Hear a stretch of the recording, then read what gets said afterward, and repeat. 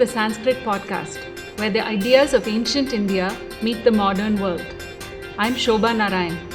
My guest today is Professor B. Mahadevan, who has taught at the Indian Institute of Management in Bangalore for over 20 years.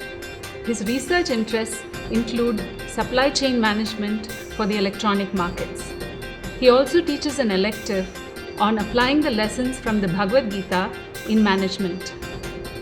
The course, says Professor Mahadevan, tells us how religious, spiritual and secular ideas coexist in the Gita and how these ideas can be used to address issues that we face in contemporary society in a wholesome manner. Today, Professor Mahadevan is here to discuss a compelling concept in Hindu philosophy, the notion of dharma. Namaste, sir. Namaste, good morning. Good morning. I've been watching your videos, and like you said, let us take a deep dive into this notion of dharma. And perhaps the first question should be, what is dharma?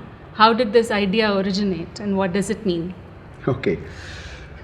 I think dharma is the most frequently referred term in most of the societies. They may not use the word dharma, but somewhere the word dharma is very important.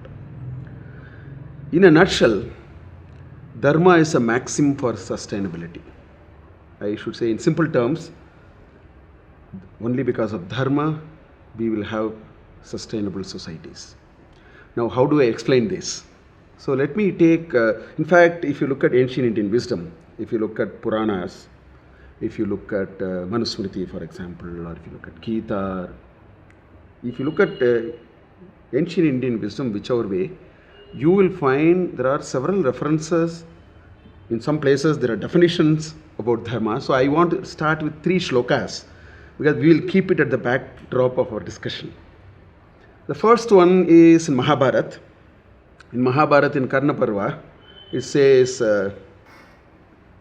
Dharyate dharmaha ityahuho, dharanat dharmaha ityahuho, dharmo dharyate prajaha. That's the first reference it makes. Yat syad dharma samyuktam sa dharma iti nischitah. There is a very clean definition here. Dharanat dharmaha ityahuho. That which is behind sustainability is called dharma, and therefore dharma supports, protects. There are many ways to interpret this. And the second line is interesting. This says that which has the capacity, which has an ability to connect to the issue of sustainability is what is called dharma. So this is how this shloka is. Let's go one step behind this. The word dharma comes from the Sanskrit root drui, dharane. That is the Sanskrit root. So, as you know, the Sanskrit roots are developed, and there are prefixes, suffixes. That's how the language is. So, the word dharma is derived from that, and the meanings are behold, support, firm.